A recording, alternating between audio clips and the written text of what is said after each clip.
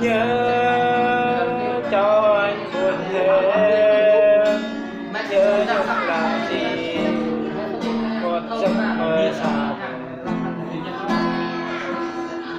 Em hãy nói nhớ làm gì sẽ không được chi, cứ xem nhớ bạn đi.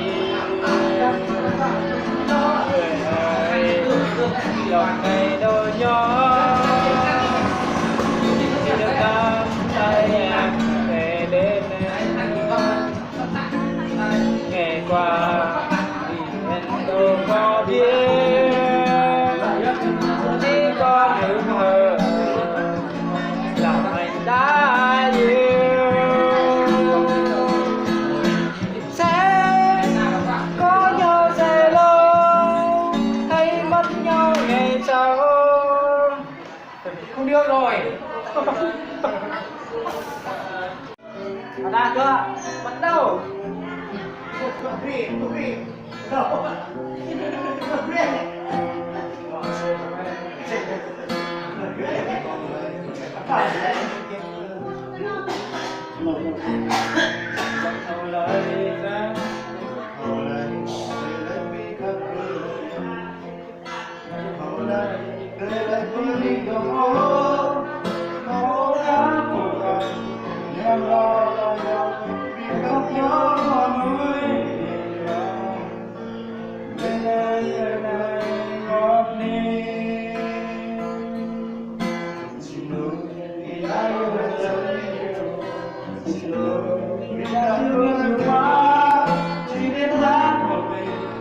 Cho em chúng nó nhớ anh cứ vào đây, mong em luôn yêu tôi.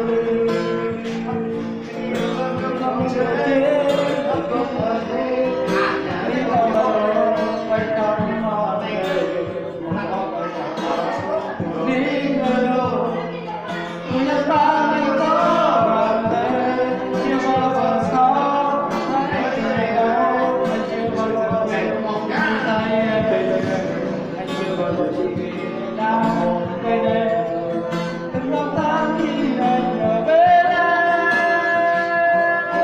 như trời là biết hạnh phúc chỉ là mơ không chỉ là thoáng qua đôi em ngày giờ anh nhìn về tương lai và nhớ tay người nhưng anh thấy anh trong ngày mai.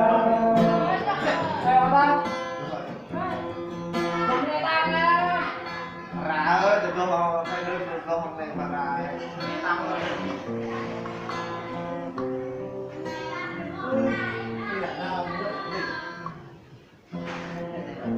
Ôi, tụi con rồi.